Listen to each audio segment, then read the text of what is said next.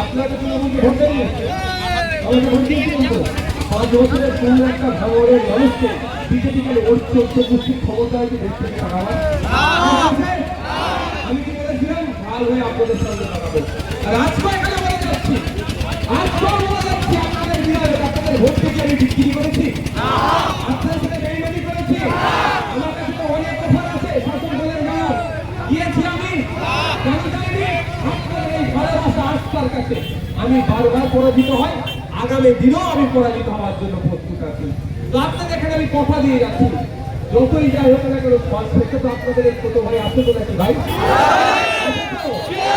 আর কত ক্ষমতা আছে দেখবো আমি, সেই যে ভোটারের একটা নাম কেটে দেখুন, আমিও বুঝে নেবো তার সাথে কি আমি লড়াই করতাম।